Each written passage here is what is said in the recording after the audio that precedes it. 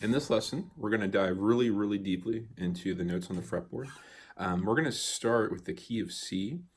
And what that means is there are no sharps or flats in this key. So if you were to spell it out, it would start with the note C, and then it would go in alphabetical order C, D, E, F, G, A, and B.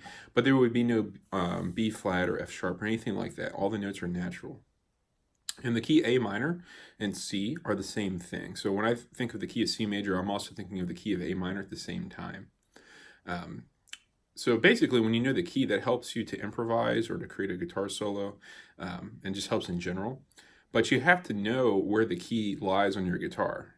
You want to have everything available to you on your instrument in any particular key.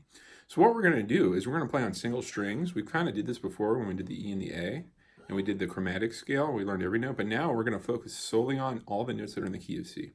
And what we're going to do is we're going to start with the lowest note and go to the highest note. We'll stop at the 12th fret, because the fretboard just starts over again up here. But on your guitar, you could keep going, and I'll show you what I mean by that. But so what will happen is we'll play the low E string, so this string here, and we get the note E, and we want to say it out loud. It's really important. And then we would have F. And notice there was one fret between E and F apart. So like kind of if you imagine that was an imaginary fret, we went here. So now we're going to skip F sharp or the G flat note because we don't want to deal with that right now. We're thinking just the key of C. So now we have G. Now notice that between F and G, there was a 2 fret distance, which we call whole step. G to A, again, another 2 fret distance. A to B, another 2 fret distance. Now between B and C, there will only be 1 fret. We call that a half step. And again, this is because B sharp and C are the same thing. Okay. Now notice 2 frets to get to D, and then another 2 for E. So when you start to see this relationship of these whole steps and half steps, you'll notice there's only 2 instances of half steps, or 1 fret of distance, which is E to F and B to C. Everything else will be 2, and it makes it really simple once you see this. So then we're going to go to the A string, the 5th string.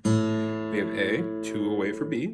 Remember, 1 for C, 2 for D, 2 for E, 1 for F, 2 for G, 2 for A. And then, like I was mentioning, if you wanted to keep going, which we're really not going to right now, but if you wanted to, you could go another 2 for B. It just starts over. So this fret here, the C note, is the same as here. This is C. It's just you have a smaller scale fretboard up here is essentially what happens. Okay, on to the D string, 4th string. 2 for E, 1 for F, 2 for G, 2 for A, 2 for B, 1 for C, 2 for D. Okay, 3rd string G, open, 2 for A, 2 for B, 1 for C, 2 for D, 2 for E, 1 for F, 2 for G.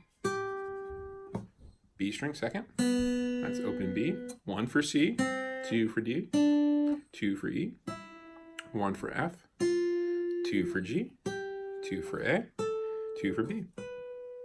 Last string, the 1st string, same as the low E string. Open E, 1 for F, 2 for G, 2 for A, 2 for B, 1 for C, 2 for D, 2 for E.